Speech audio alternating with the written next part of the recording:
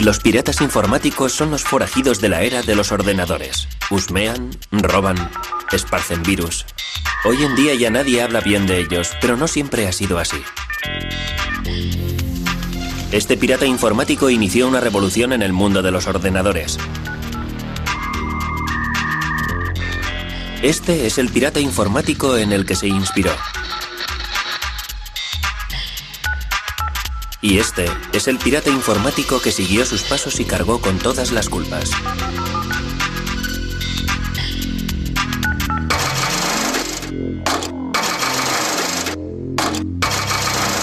Historia secreta de los piratas informáticos. Estos tres rebeldes tecnológicos son los pioneros de la piratería electrónica. Para Steve Wozniak, la piratería informática es algo que tiene que ver con la creatividad. Logramos que la humanidad sufriera un gran cambio con aquellos pequeños ordenadores. Para John Draper, la piratería informática consiste en experimentar. Consiste en desmontar algo para mejorarlo, para conseguir que haga cosas diferentes, cosas más inteligentes. Ah, hola, es Steve. estupendo ¿Qué tal te volver va, a verte. chico?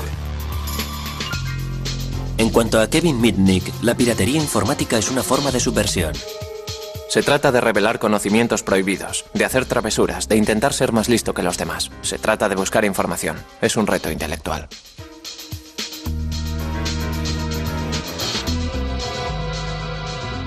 En realidad, el término pirata informático tiene dos significados. Antes se aplicaba a la gente que irrumpía en los ordenadores. Se refería a individuos que se pasaban toda la noche con cualquier equipo que caía en sus manos, Exacto. con la idea de crear un programa que fuera súper perfecto. Sus historias revelan que los piratas informáticos fueron los héroes de la revolución electrónica, pero que acabaron siendo los forajidos de un mundo que ellos mismos habían creado. Hola, Hola. ¿dónde va ese cable? Este cable telefónico va desde la casa hasta el cable grande que está en la parte superior del poste. Creemos que la piratería informática solo tiene que ver con los ordenadores, pero no habría existido sin la red telefónica. En 1970, John Draper acababa de dejar el ejército cuando comenzó a estudiar electrónica y tropezó con un mundo secreto. Todo empezó con una llamada de un sujeto llamado Denny, quien le prometió que le revelaría los secretos de una nueva moda, la manipulación de los teléfonos. Empezó a hablarme sobre la trampa telefónica, le pregunté. ¿En qué consiste la trampa telefónica? Me explicó.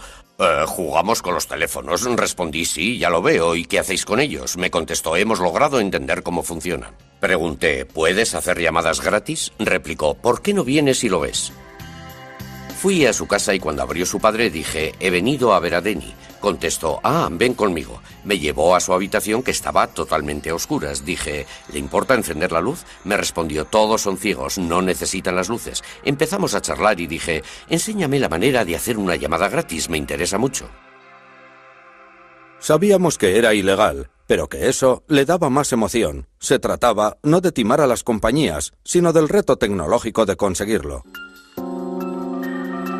En una época en la que las conferencias a lugares distantes eran todo un lujo, los manipuladores de los teléfonos dieron con el modo de hacerlas gratis. Las redes telefónicas estaban controladas por tonos. Introducirse en ellas era fácil si se contaba con el equipo adecuado. Y podía conseguirse totalmente gratis en un paquete de cereales de los utilizados para desayunar.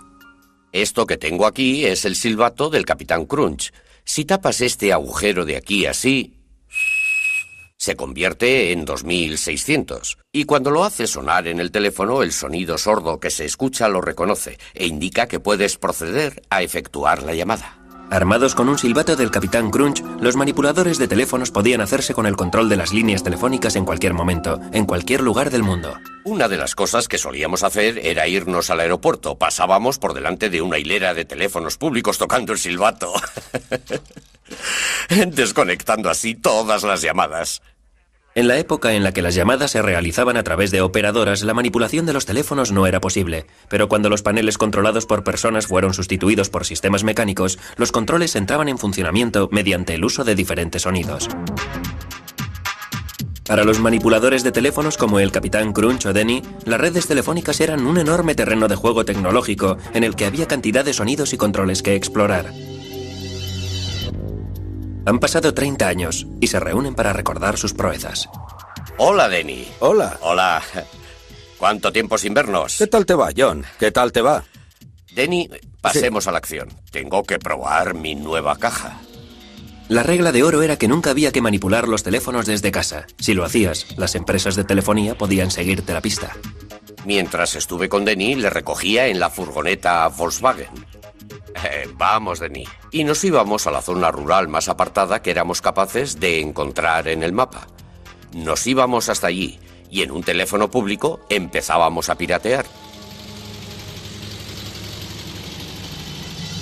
Una vez que daban con los tonos que controlaban los interruptores, los manipuladores de teléfonos eran capaces de ir saltando de una línea a otra y de pasar de una ciudad a otra.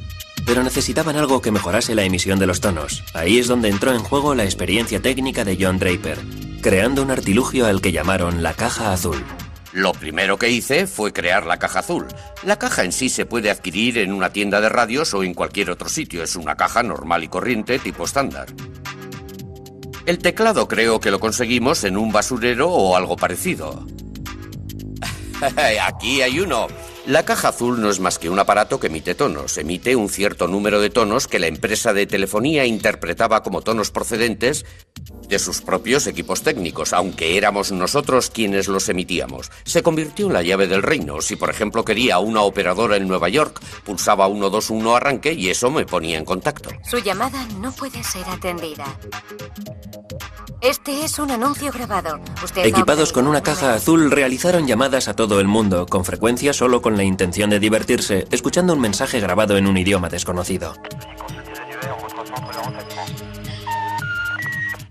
El hecho de que las empresas de telefonía permitieran que el sistema estuviera montado así era algo que me causaba asombro. No podía creer que resultara todo tan fácil. KP182 inicio. Los patrones de los números eran algo que de verdad me intrigaba. Tenía una gran facilidad de acceso a las empresas de telefonía pese a usar un sistema de acceso muy rudimentario. La tecnología de la caja azul fue el gran éxito de los manipuladores de teléfonos. Su red invisible se extendió y no pasó mucho tiempo antes de que los manipuladores empezaran a mantener contactos secretos a través de las propias líneas telefónicas. La mayoría de nosotros solo hablaba por teléfono por hablar. Solo hablábamos de lo que hablan los jóvenes, de sus amigas y de cosas por el estilo. Hablamos por teléfono con una operadora de California.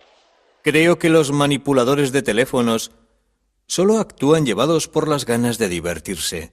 En aquella época, la red telefónica era uno de los sistemas más complejos que había, y que alguien conociera todos sus pormenores no dejaba de ser un descubrimiento importante.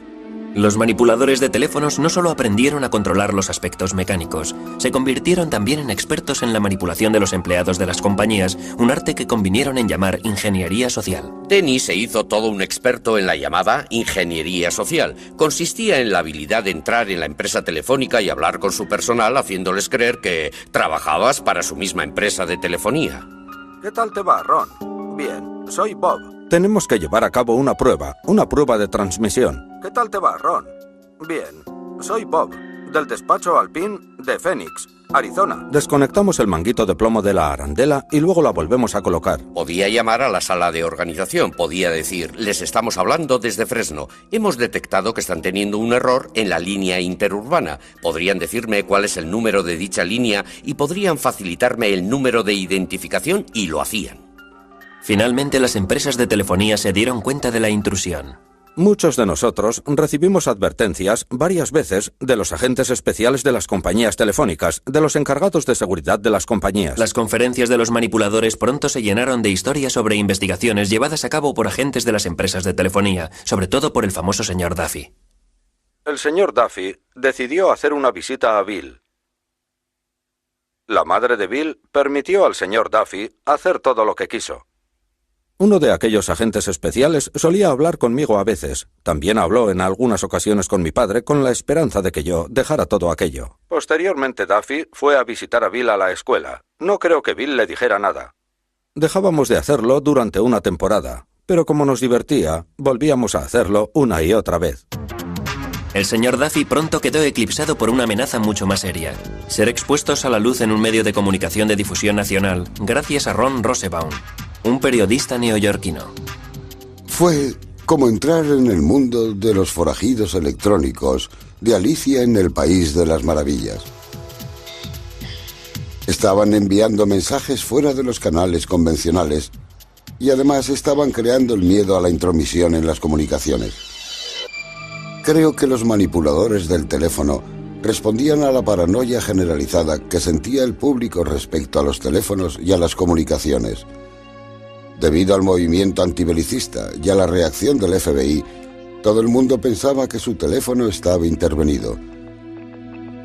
El teléfono fue una especie de foco de paranoia general sobre la intrusión del Estado, sobre la falta de intimidad, sobre toda esa clase de cosas. Rosenbaum logró dar con la pista de Denny y Joe Angresia. Sin embargo, el Capitán Crunch se mostró más esquivo. El Capitán Crunch era uno de los grandes personajes norteamericanos, una especie de superhéroe de fantasía creado en el país. Todos los que fueron entrevistados por Ron Rosenbaum habían mencionado al Capitán Crunch. Por esa razón le llamé y le dije, no nos gustaría que publicara usted ese artículo porque, en serio, no es una buena idea. El Capitán Crunch estaba muy preocupado porque no hacía más que repetirme, haga lo que haga, no quiero que esta información caiga en manos de los radicales. Él tenía la sensación de que aquello podría llegar a paralizar el sistema de telefonía de los Estados Unidos e incluso colocar a los Estados Unidos bajo el yugo nuclear de la Unión Soviética. El artículo de Ron Rosenbaum sobre los manipuladores de teléfonos fue publicado en la revista Esquire en octubre de 1971. Acudí a la biblioteca, leí el artículo y no podía creerlo. Era tan revelador, me dije, oh Dios mío. En aquel momento me di cuenta de que la manipulación telefónica, tal y como yo la había conocido, había muerto. Se lo leí a Denny entero por teléfono. Todo el mundo recibió su llamada. Una de las últimas llamadas que hicimos fue para leer el artículo a todos porque no podían leerlo. No daban crédito a aquello. Les dije, chicos, estáis acabados. No debisteis permitir que aquel tipo hablara con vosotros. No teníais que haberle proporcionado toda esa información. Después del artículo del Esquire, todo el mundo se subió al carro. Hola a todos. ¿De quién es el número 2374059? Mío y de Paul. Después, todas aquellas fuerzas tan poderosas se unieron sobre todo con la idea de robar. En algunos casos no pasó de una especie de vandalismo juvenil, ya saben, del tipo de estoy haciendo algo malo a que es chulo, pero en otros casos hubo afán de lucro. Bueno, en nuestro programa acelerado para cazar a los manipuladores de teléfonos que cada vez tienen más éxito, detectamos que algunos son hombres de negocios, detectives privados, agentes de bolsa, concesionarios de coches. Hasta hemos detectado a algunos que pertenecen al crimen organizado. La reacción afectó a los pioneros de la manipulación telefónica tan duramente como afectó a sus parásitos. Atraparon a los de Los Ángeles, atraparon a los de Seattle, atraparon a los neoyorquinos. Crearon jurados de investigación que lo analizaron todo. Y claro, todos los que atraparon tenían mi número. Y fui declarado responsable de todo a cuenta del artículo. Las autoridades actuaron con mano dura. La posesión de una caja azul podía suponer 2 años de cárcel. El Capitán Crunch fue acusado de un delito federal de fraude a las empresas de telefonía y pasó 4 meses en la cárcel.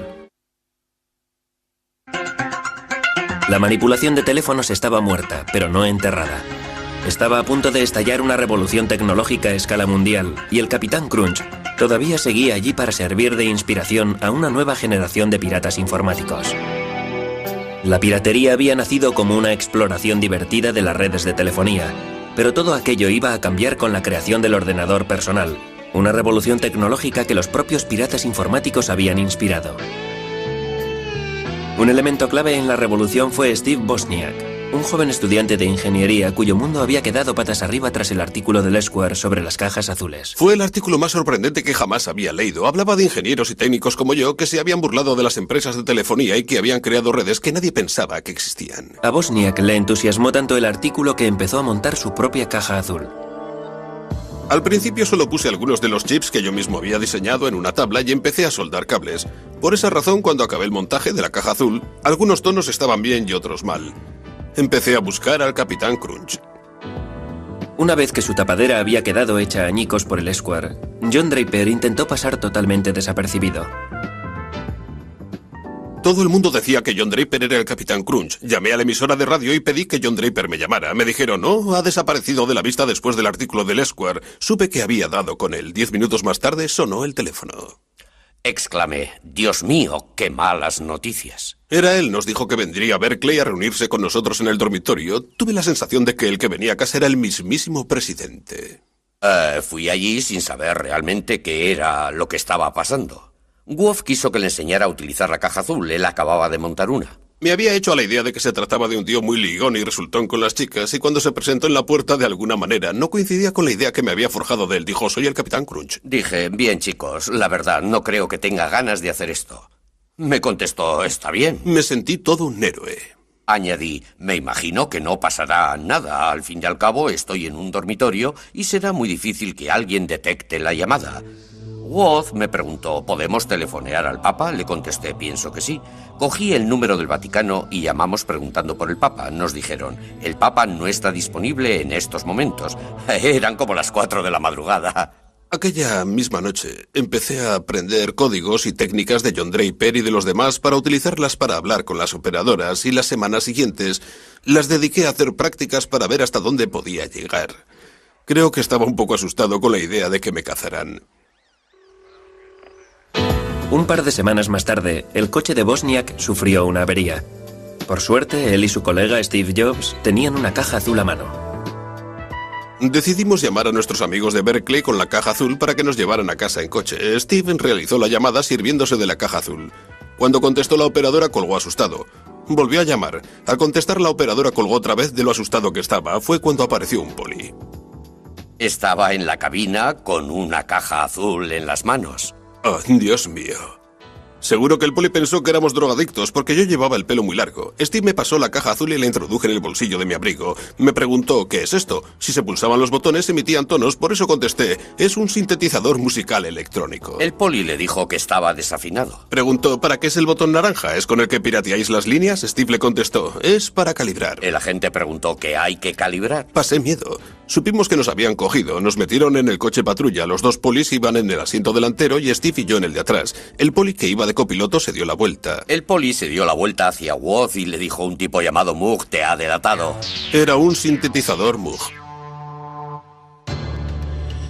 Mientras Steve Wozniak y el Capitán Crunch andaban enredando con los teléfonos, los despiertos chicos de las empresas del cercano Valle del Silicio estaban consiguiendo grandes avances en la tecnología informática. Sin embargo, a principios de los años 70 los ordenadores eran todavía unas máquinas enormes muy impersonales al servicio de unas empresas enormes muy impersonales. Se empezó con lo de los ordenadores con el fin de descifrar códigos, detectar misiles, crear armas para la guerra. Ese fue en realidad el origen de los ordenadores modernos. Luego fueron apareciendo los que manejaban enormes y complejas bases de datos con fines comerciales. Los ordenadores se consideraban como aparatos que no había que tocar. No se podía entrar donde hubiera un ordenador. Había que mantener las distancias, pero mostrar reverencia y respeto a quienes supieran manejarlos. Pero en aquella época el respeto era un bien bastante escaso. A finales de los años 60 hasta los ingenieros informáticos tenían ya su contracultura. Lo bautizaron piratería informática. Los objetivos prácticos eran secundarios, lo importante era lo que los piratas informáticos denominaban el puro placer de la exploración, un sentimiento que los manipuladores de teléfonos hubieran reconocido como propio. Los manipuladores de los teléfonos estaban aprendiendo cómo utilizar una tecnología, cómo introducirse, cómo utilizar y expandir la tecnología por caminos que en general no estaban al alcance del público. De la misma forma, la piratería informática iba ampliando sus fronteras, iba aprendiendo a explorar los ordenadores para conseguir que hicieran cosas que la gente afirmaba eran incapaces de hacer. Para conseguir sus propósitos, los piratas informáticos necesitaban tener acceso a un ordenador, pero en aquella época no resultaba fácil. En mi primer año en la universidad dije a mi padre, algún día tendré un ordenador Nova 4K. Me contestó, Steve, cuesta tanto como una casa. Le respondí, entonces viviré en un apartamento. Algún día tendré ordenador. Cuando los ordenadores eran todavía unas máquinas crujientes que costaban 5.500 millones de euros, la idea de que alguien tuviera su propio ordenador personal resultaba inconcebible. ¿Por qué iba a querer alguien disponer de su propio ordenador personal? Era ridículo, era como que alguien dispusiera de su propia bomba atómica. La bomba estalló bajo la forma de unos nuevos componentes para montar un equipo que fue llamado Altair 8800. Apareció un artículo en una revista técnica en el que se presentaba el Alter, un equipo que cualquiera era capaz de montar. Entusiasmó tanto a un par de personas de la zona de la bahía que decidieron formar un club, incluso antes de que dichas piezas empezaran a salir al mercado. Se reunieron solo para compartir información. Lo bautizaron Club Informático Casero. Una noche de marzo de 1975 se congregaron 30 personas en un garaje para contemplar aquella extraña caja. Entre ellas se encontraba Steve Wozniak. Dentro de la caja había montada una red que llegó a fascinarles incluso más que la red telefónica. Estábamos dentro del garaje. Fuera estaba oscuro y estaba lloviendo. La puerta del garaje estaba abierta y todo el mundo empezó a hablar sobre ordenadores. La caja del Alter no tenía nada de especial. Venía desmontado. Una vez que lo montabas, movías las clavijas y empezaba a funcionar, pensabas, vaya, es bonito de verdad. Pero ¿qué puedo hacer yo con esto? Lo que hicieron fue programarlo para que interpretara Daisy. 15 años antes, los ingenieros informáticos habían conseguido obtener la melodía con una máquina del tamaño de una casa. En aquellos momentos, los piratas informáticos estaban consiguiendo lo mismo con un ordenador casero. Aquella primera reunión despertó tanto mi interés que los encuentros bisemanales se convirtieron en lo más importante de mi vida. Al club casero enseguida se le quedó pequeño el garaje. La piratería informática estaba ganando terreno. Alguien se levantaba y preguntaba, ¿tengo este problema? ¿Sabe alguien resolverlo? O, ¿recordáis que se mencionó este problema en el club hace 2 semanas? Ya tengo la solución. Fue un formidable intercambio de información. En el club me dediqué a pasar esquemas a todo aquel que quisiera hacerse con ellos. Saqué toneladas de fotocopias porque me sentía orgulloso de que vieran mi trabajo. Lee Felsenstein se convirtió en el moderador del club. Lo organizó todo muy bien, respetando el talante de nuestro cometido, que consistía básicamente en compartir toda la información. No atrajo a gente de nivel y que había tenido éxito en las empresas, a empresarios. No atrajo a ingenieros, de verdad. El prototipo de ingeniero se sentía bloqueado por ese sentimiento de... he de contar con permiso para hacer algo que no se ha hecho hasta ahora. Sin embargo, nosotros estábamos allí porque no necesitábamos ningún permiso. Los piratas informáticos se pusieron a trabajar para conseguir lo imposible, la creación de sus propios ordenadores. Sentíamos fascinación por contar en nuestras manos con la tecnología informática, por ser capaces de llegar a controlarla. Cada vez que alguien traía un ordenador al club, lo primero que hacía la gente era ponerse rápidamente a trabajar, a desmontarlo, a aprender todos los trucos y asediar a su creador con trillones de preguntas. ¿Cómo funciona? ¿Qué es eso? ¿Eso va ahí? ¿Qué clase de máquina es esta? Fascinados por la tecnología experimental, a los piratas informáticos no les importaba lo que sus ordenadores fueran capaces de hacer. Nadie tenía una razón práctica para querer poseer un ordenador personal. Siempre se inventaban razones como llevar bien el balance de las cuentas, o guardar unas recetas, o controlar cosas de la casa, pero casi nadie hacía nada de eso. Eso es sentimiento de culpabilidad. ¿Acaso se le pregunta a alguien, está muy bien, pero ¿qué haces con tu tren a escala? Nada, juego con él, disfruto con él, es divertido enredar con él, me divierto experimentando con él. Pero con aquellos experimentos se lograron auténticos avances. Empecé a darle vueltas a las cosas en mi cabeza y creé un pequeño truco que consistía en que si tenía unos pocos datos y los encerraba en un círculo, resultaba, por extraño que parezca, que si los sincronizaba bien, en la pantalla aparecían colores, como si se tratara de una televisión en color. Estoy convencido de que las cosas más importantes con las que contamos hoy día en los ordenadores fueron creadas por ellos. Los miembros del club lograron que los ordenadores hicieran cosas impensables. Crearon juegos y música con ellos, crearon gráficos y programas de dibujo. En el club, la piratería estaba viviendo su época dorada. Steve Wozniak trabajaba día y noche en su garaje con el fin de crear un ordenador perfecto. Yo creo que Woz fue el pirata informático más grande de todos. Era capaz de diseñar hardware, era capaz de diseñar software a partir de un lápiz y papel y hacer que funcionara. Todos los que echaban un vistazo a los circuitos que yo hacía decían, vaya, este individuo no se limita a hacer lo que enseñan ahí fuera. Él era capaz de hacer cosas que los demás no hacían, de establecer conexiones que los demás no hacían. Lo que me gustaba de los piratas informáticos es que tenían una forma distinta, una mejor forma de ver aquel mundo que les permitía establecer todo tipo de conexiones. Los piratas informáticos experimentaban con cualquier hardware o software al que podían tener acceso aunque no fuera suyo. Sin embargo, no todo el mundo tenía la idea de compartir. En 1976, el Club Casero recibió una carta hiriente de otro pionero informático. La mayoría de los aficionados a la informática han de ser conscientes de que se apropian de software que no es suyo. ¿A quién le importa si se paga o no a la gente que trabaja en ello? Lo que hacen es robar. En el que después se convertiría en un momento clave en la historia de la industria informática, Bill Gates escribió una carta desairada a los miembros del club en la que decía: «Un momento, yo escribí esto por dinero, no podéis distribuirlo, no es gratis, es trabajo».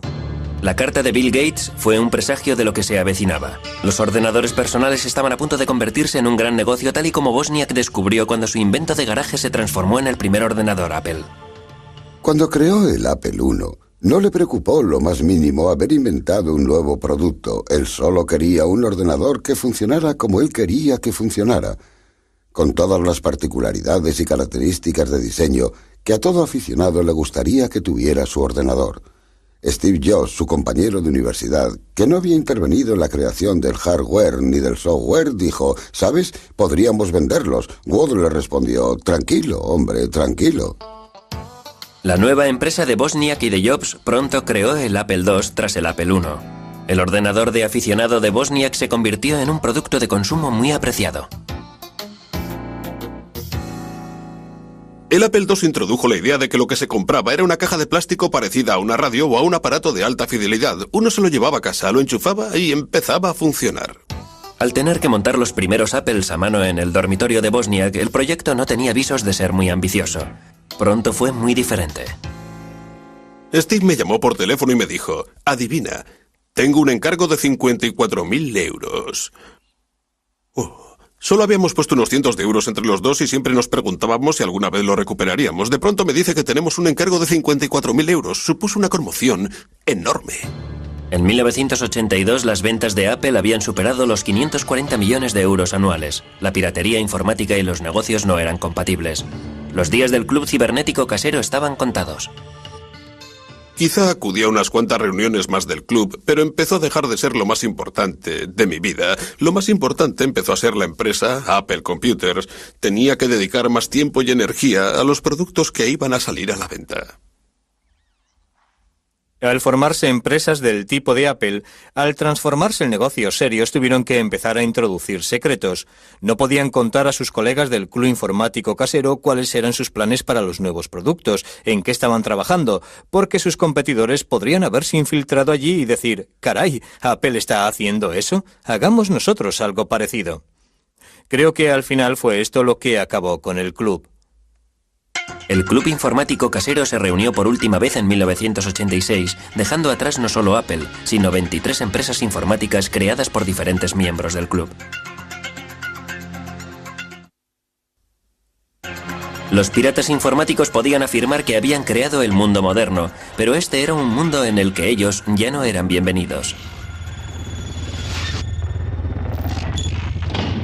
El 15 de febrero de 1995 concluyó una persecución de 2 años cuando agentes armados del FBI localizaron a un buscado delincuente en un edificio de apartamentos en Carolina del Norte. La piratería informática estaba a punto de convertirse en una profesión fuera de la ley. FBI, acérquese a la puerta, traigo una orden de arresto. A la 1:30 de la madrugada llamaron a la puerta. No miré el reloj de la pared porque de haberlo hecho no habría respondido. ¿Quién es?, pregunté. Me contestaron: el FBI. Buscaban a Kevin Mitnick, un pirata informático cuyas intrusiones en los ordenadores de otras personas le habían convertido en el enemigo público número 1. Mitnick, por muchas razones, se encontraba en el lugar equivocado en el momento equivocado. Internet estaba despegando. Había muchas cosas en juego en aquella época y creo que Mitnick fue el chivo expiatorio de los medios de comunicación y de parte de la administración. Lo presentaron como una especie de coco. 20 años después de que Mitnick fuera arrestado, los piratas informáticos habían hecho saltar la chispa de la revolución informática. Los miembros del Club Informático Casero habían logrado arrebatar a las empresas el control sobre los ordenadores y lo habían puesto en manos de gente corriente. Kevin era hijo de aquella revolución. En el instituto, todo el mundo fumaba drogas, bebía, iba a fiestas. Yo no estaba metido en aquello, por la razón que fuera no me gustaba salir. Yo disfrutaba con aficiones, bueno, Aficiones que eran mucho más individualistas. En la generación de Mitnick había todo un campo electrónico que explorar. Las empresas y las administraciones empezaron a conectar entre sí sus ordenadores. El sistema telefónico ofrecía un atajo a esas redes tan seductoras. Era como si la red fuera el universo. Star Trek. Era ir donde jamás había estado el hombre. La red informática, las redes telefónicas, era ir a donde jamás había ido un pirata informático. No disponía de un ordenador personal. Empezó a piratear en la cadena de tiendas Radio Shack. Utilizaba los módems de los ordenadores de las tiendas para entrar en ordenadores de otros lugares.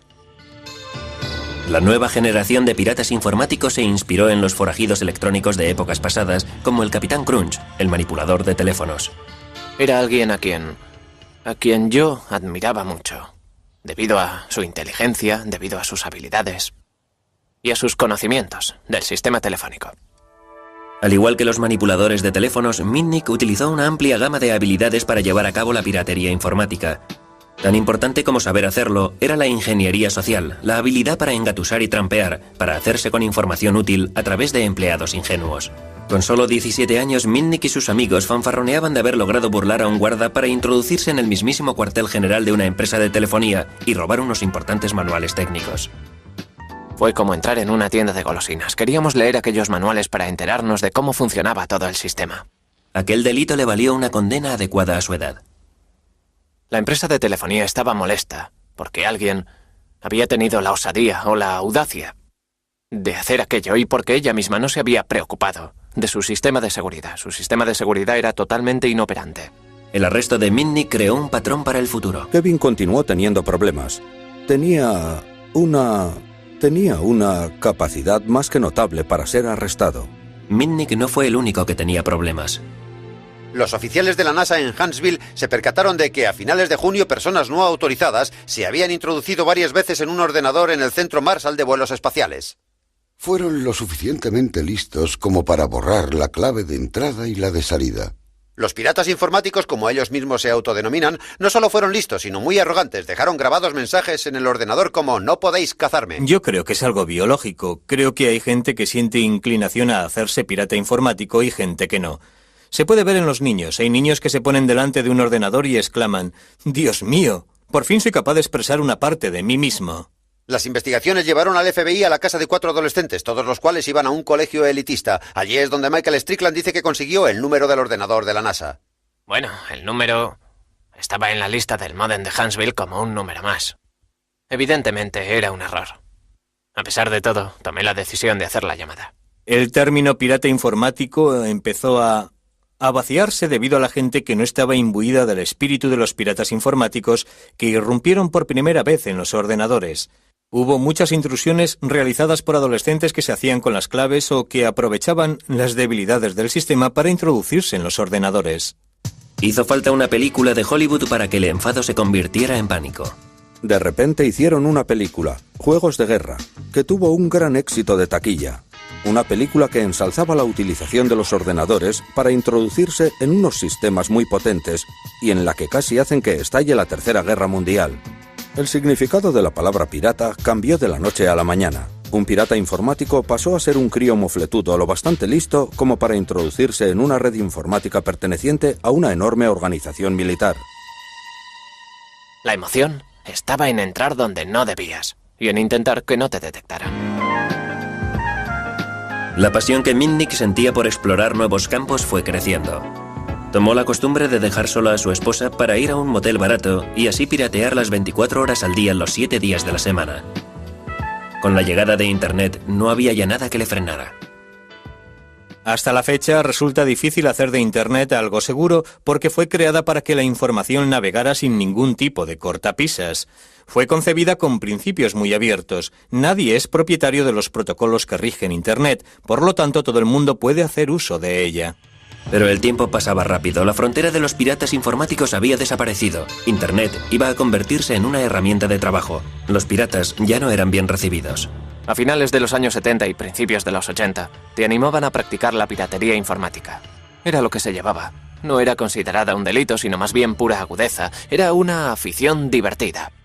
La sociedad que me rodeaba, la de mi entorno, fue cambiando. Yo estaba tan metido en la manipulación de teléfonos y en la piratería informática que no me percaté del cambio que se estaba dando en la sociedad de mi entorno. Sentía por ellas auténtica pasión e interés. Los experimentos de los piratas informáticos como Mitnick se convirtieron en un problema a la hora de aplicar las leyes. Las cosas habían cambiado. Aquel no era ya el mundo en el que había crecido el club informático casero. La piratería pasó a ser asunto del FBI. Los delitos informáticos se han hecho cada vez más importantes a medida que los ordenadores han ido entrando cada vez más en Internet. Nos llegan muchas más quejas. Era un nuevo tipo de delito. No había ventanas rotas, coches que se daban a la fuga, ni huellas dactilares. Tuvimos que ponernos al día no solo en las nuevas tecnologías, sino que también en las técnicas innovadoras utilizadas por los delincuentes. Pero Mitnick fue eligiendo objetivos cada vez más grandes. En 1988 pirateó la red de DEC, un gigante de la informática, y copió detalles de su software que eran de alto secreto. No pasó mucho tiempo antes de que el FBI fuera a por él.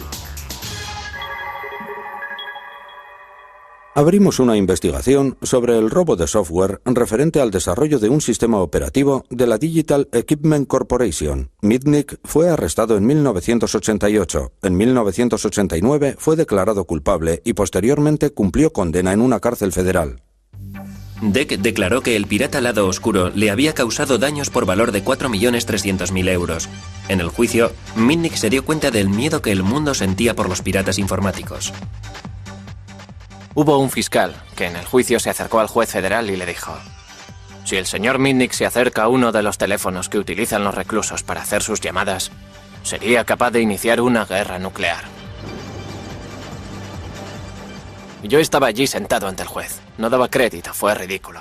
El juez se contagió en gran medida de la historia del caso y ordenó que fuera aislado en una celda. Me tuvieron aislado en una celda durante 8 meses, basándose en el temor de que fuera capaz de iniciar una guerra nuclear a través de un teléfono. Creo que solo le sacaban de la celda 1 hora al día, y para hacerlo le ponían los grilletes. En 1989, tras un año en la cárcel, Mitnick fue puesto en libertad vigilada y le conminaron a que asistiera a un centro de rehabilitación para que se curara de lo que el juez denominó adicción a la informática. Finalmente fue a vivir al apartamento de su padre, pero era ya un hombre marcado. La empresa de telefonía controlaba las 3 líneas de teléfono que mi padre tenía en su apartamento. Quise averiguar quién estaba detrás de todo aquello y por qué. Averigüé quiénes eran los investigadores en Pacific Bell que habían instalado los equipos. Así que empecé a recoger información. ¿Que cómo recoge una información? Interceptando las comunicaciones. Pude hacerme con la clave de sus buzones de voz, algo parecido a los contestadores automáticos de las casas. Escuchaba los mensajes e intentaba recopilar toda la información que tenían cuando hablaban de mí. El gobierno dijo que aquello era irrumpir en un ordenador. Emitieron una orden de arresto porque había violado mi libertad vigilada. En fin, eso es lo que pasó. Así que aquello me irritó muchísimo y dije: cogedme si podéis. En diciembre de 1992, cuando el FBI fue a detener a Mitnick, este había volado. Se fugó porque no se fiaba del gobierno, no se fiaba del FBI y estaba convencido de que si hablaba con ellos le meterían otra vez en la celda, en una celda de aislamiento. Estaba dispuesto a hacer lo que fuera para no volver de nuevo a aquella celda.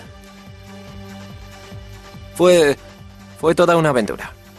Me fui a otra ciudad, a un hotel, encontré un sitio donde vivir, encontré trabajo en un bufete de abogados y empecé una nueva vida a partir de cero. Pero claro, tuve que reconstruir el pasado. Lo hice sobre mí mismo, inventándome referencias. Creé una nueva identidad en la que así podría apoyarme. Conseguí información completa de todos los que se habían licenciado en Ciencias de la Información. Luego busqué un nombre que me gustara, claro.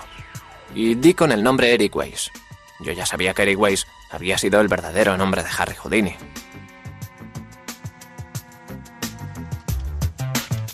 Estuve trabajando en el bufete de abogados de Denver durante un año. Algo más de un año bajo el nombre de Eric Weiss.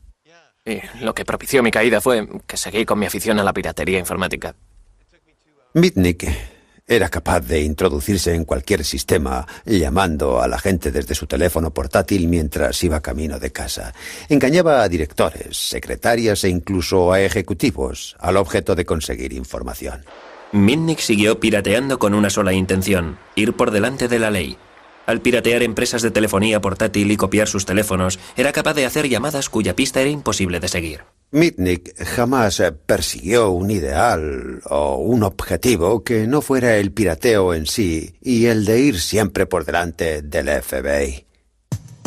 La fama de Mitnick se extendió muy pronto. En el verano de 1994, el fracaso del FBI en la detención del forajido informático ocupó los titulares de la prensa gracias al periodista John Markov. Se trataba de una buena historia, es decir, era un joven que ya había sido arrestado y que lograba zafarse de la ley gracias a sus habilidades. Sencillamente, era una buena historia. Fue el quien creó el mito de Kevin Mitnick, el John Dillinger del ciberespacio. Creo que presentaron más de 60 denuncias sin pruebas que figuraban como hechos, como por ejemplo que había irrumpido en el NORA. Contaron historias falsas sobre el banco Security Pacific y que había pinchado los teléfonos del FBI. El retrato que Markov hizo de Mitnick caló hondo en el miedo creciente que sentían tanto las empresas como el público en general, que empezaban a acostumbrarse a la idea de una vida enganchada a los cables. Era una época en la que se hablaba de Internet. Estaba apareciendo la web a nivel mundial y la gente pensaba, podemos utilizarlo en el día a día y en los negocios. Si lo vamos a utilizar en los negocios, hemos de asegurarnos que los sistemas sean muy seguros, porque si vamos a mover millones de euros y vamos a disponer de información de clientes o de empresas, no puede ser algo que esté en la red al alcance de cualquiera. Nos interesa que toda esa información esté solo a disposición de la gente para la que queremos que esté disponible. Todo el mundo depende de los ordenadores. Los transportes, los bancos, la bolsa. De alguna forma la informática está presente en todo lo que hacemos. Cuando levantamos el teléfono, también es pura informática. Y solo la gente que no está familiarizada con dicha tecnología piensa que se trata de algo místico, algo mágico, y que ese tipo del que hablan es el enemigo público número 1 porque es capaz de manipular las cosas y cargárselo todo. Cuando por fin el FBI detuvo al enemigo público número 1, este residía en Carolina del Norte bajo el seudónimo de Tom Case. FBI, acérquese a la puerta, traigo una orden de arresto. Se han equivocado de hombre. Compruebe el buzón en el piso de abajo. Inmediatamente me puse al teléfono. Les dije a mis familiares dónde estaba, porque no tenían ni idea de que residía en Carolina del Norte. Me puse en contacto con mi abogado. ¡Un momento! Le conté que tenía al FBI en la puerta. Y acabé abriendo la puerta, solo un poco, para mirar. ¿Quiénes son ustedes?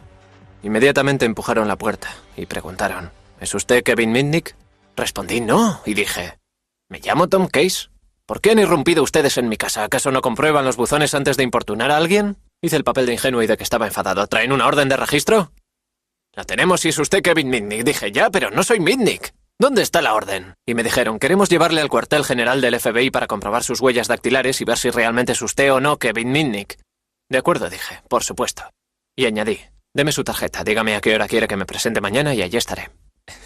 Me dijeron, no, tenemos que llevarle ahora mismo, no tenemos ningún interés en que esto se retrase. Arrestadle, ponedle las esposas.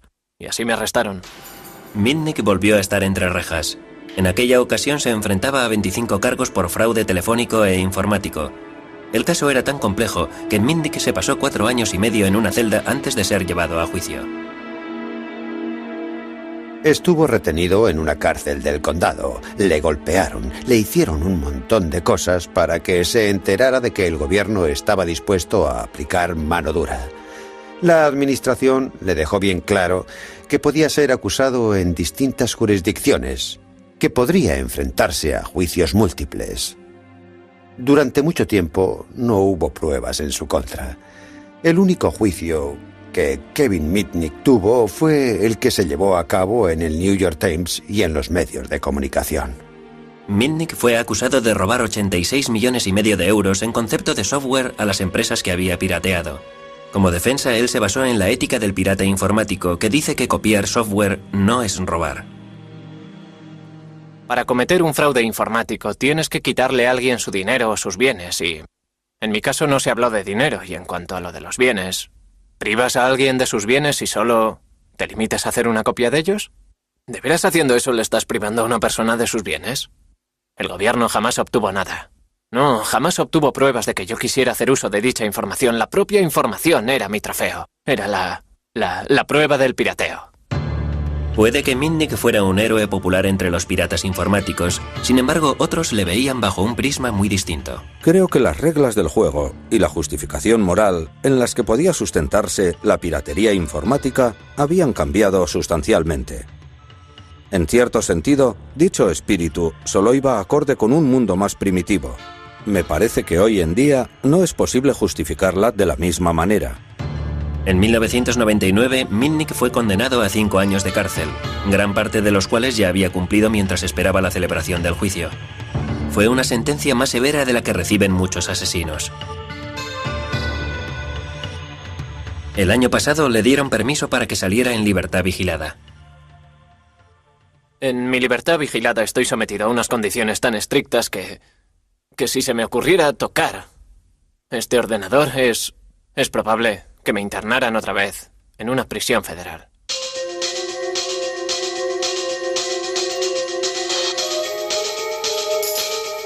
Puede que a Mitnick le hayan prohibido que toque un ordenador. Sin embargo, le está permitido reunirse con sus héroes, los piratas informáticos, el Capitán Crunch y Steve Wozniak.